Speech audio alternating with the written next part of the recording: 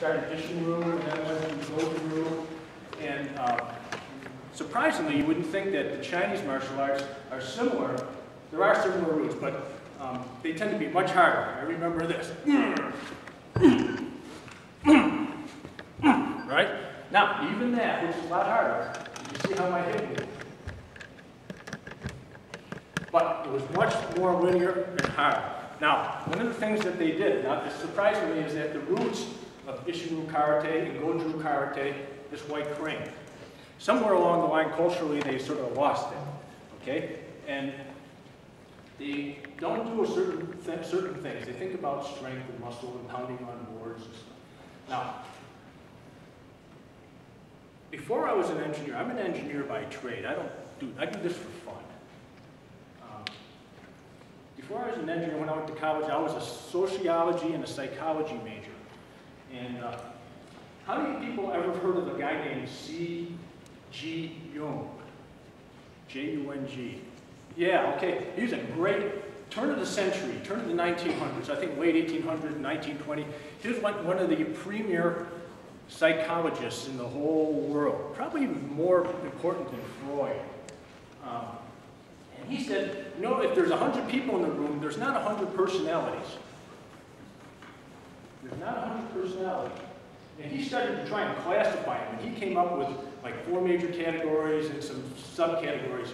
And some people named Myers and Briggs sort of refined that into a 2x2. You have 4 different categories, and each category is broken down into 4. And they've determined that you have about 16 personalities. And if you're ever been in the industry, you'll find out that they do that. They give you these little personality tests to show you what kind of person you are. And I always used to take these tests, and I didn't like them because it didn't seem like it was me. They said, I'm a driver with some expressiveness in there, or I'm a driver with, you know, there's all these different types of tests that you can take. And it always bothered me that it would never, those things, because I think C.J. Jung, Carl Gustav Jung, was a brilliant person. But you know something? I found this out when I started to study the white crane. The Chinese believe that there's 5 personalities. There's 5 personalities, and they have animals attached to them, and they also have something else attached to them. Now, think about it, and you can answer it out. In your body, what do you have 5 of? Fingers, right? Fingers and toes, right? This is good because this is what we're going to use. What else do we have 5? Someone said? Senses. Yeah, we have 5 senses. The crane works off of joy. And now, this is very neatly, if you start from here and go back, it's all alphabetically. Crane starts with a C, works off of the heart and joy. The D is a dragon. I'm a dragon. Works off of the liver. Works off of anger. The next one is leopard. The leopard works off of heart and spleen, and it's on concern. Leopards are very concerned. S is snake. That works off of directness.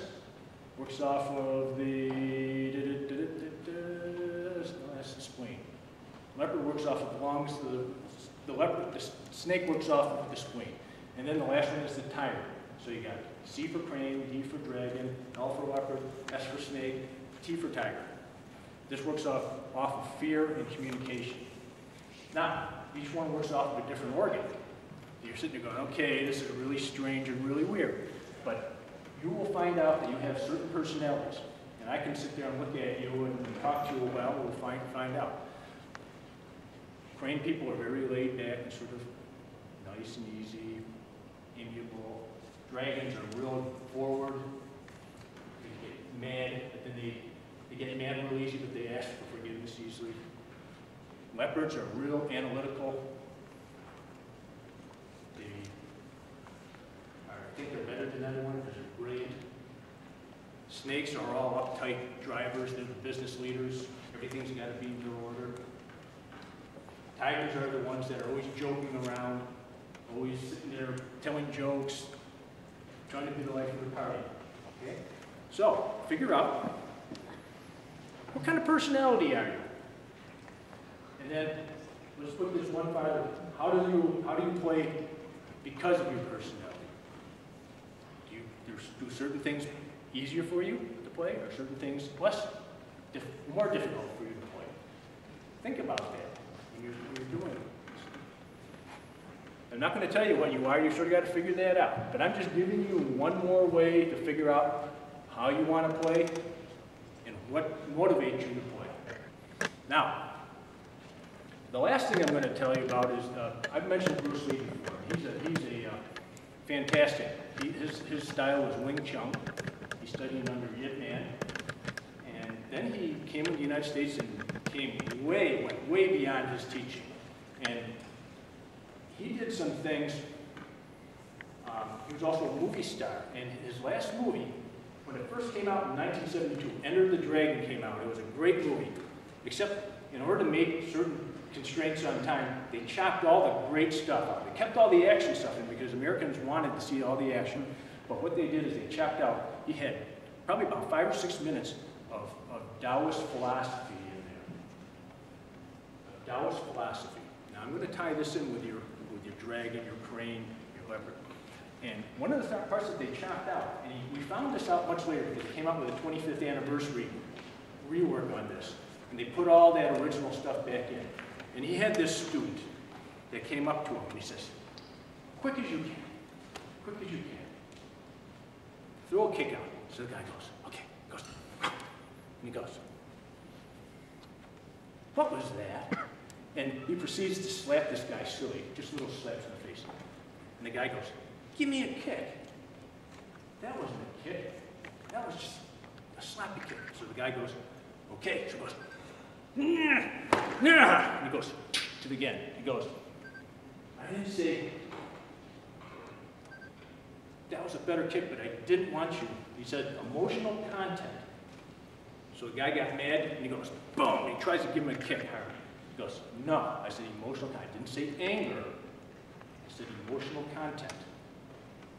When you play your music, are you just going through the motions? Or are you trying to get in to what the composer wanted? Or are you trying to put, as Mr. Thomas did, and they're nuts and bolts? Are they going to put their own spin in it? But music is emotional content, correct? Should music do something to you? Should it make you laugh? Should it make you cry? Should it make you angry? Can it make you do all of those things? Is that what music is supposed to do? Yes or no? Yeah. So, emotional content. And that comes from those organs I talked about, either the liver or the heart, or it also emanates from here, your tan shen. These guys didn't know it, but when you're sawing away, my son is getting there. He's getting there. I don't think he's totally got it yet, but he's getting there. He sits there, he can do this. He does this technically very well. But what I'd like to see him do is look at where your motion comes from.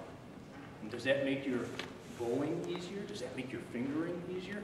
And all those guys, the nuts and bolts, even though they're trying to screw up, they couldn't hide it. They couldn't hide their motion because they're too good. They've been doing it too long. They have a facade of screwing up and playing out of tune, and but down here, that's where you look for. You look at that motion. You look where they're moving from. Where's Mr. Dosenko? Where is he? He wasn't playing. He wasn't part of it. He took off. He's great. I love that guy because he doesn't. A lot of people, when they perform, they start to pull in. He doesn't. He radiates out. His energy, his personality radiates out through the music and through his body. And that's part of that thing that I think makes you a great musician. That's what made Michael Jordan a great athlete. You ever see those great athletes? They move from their center core. He moves from his center core. And that's what we're trying to get people to do. Go beyond just this or that. Move from your center. Any questions? I think I've taken enough time. Yes, Mr. Young? Can you tell, I was reading the whole thing, can you describe what you will be offering during our recreation? Oh, yeah, okay. This year, last year, I offered a Tai Chi form, a white crane Tai Chi form called Han. What does that Han mean? It means balance. I was trying to teach some balance. Balance, physical balance, and spiritual and mental balance. Okay? We did a lot of stuff on one leg, didn't we? And it stood for every single, it came to every single class. Good year. Have you remembered it? That's a lot. Now, this year, I'm going to do something else. I'm going to teach a form called Sifu. And it's going to start to get you how to get that energy moving up and flowing out. How do we start to move and get energy flowing from the body? And it's actually an easier form than the Han was tough because it was a balance thing that was involved. So between 4 and 5, 4:45, 5:45, what's Say on the recreation time. Yeah, the recreation time. Now the other thing I wanted to do too is for those of you who think that maybe Tai Chi is a little too soft, I was going to also, the second half of that, offer some self-defense the crane way. Okay? Crane is circular and soft. It doesn't mean it's ineffective. In fact, it's devastating. Isaac, you like that? Did you like it? Didn't look. It was a fair comment. Yeah, it doesn't look. It looks, you know, crane. A crane. What a weak, sissy animal. It's a soft animal, but no one messes with cranes. If you ever, the story between that, the old story between the where the crane system got its from is Adato was a Tibetan monk, and he used to meditate by the side of a lake every day, and his friend every day when the meditation was a crane. And one day his meditation was disturbed by a mountain ape was trying to take the crane's eggs. And he thought that the ape, which was a big animal, was going to crush the crane. And, the crane would rush, and the ape would rush, the crane would do this, and that, and all of a sudden, and after the ape got its eyes poked out, the crane went back peacefully. And the ape went running off -9. And that's where the white crane system came from. So I will be offering some basic self-defense, or if you have some self-defense, I will give you some advanced self-defense. How's that? Your call. But I will be teaching Shifu. Shi means energy, Fu means work, or as the Chinese are very lyrical in their approach, is Shifu means is forming energy, not just energy work. Any other questions? If not, it's good to be back for those who have been here before, and for those who are new, I'm sure we'll have crossed paths, and look forward to meeting all of you. Thank you very much.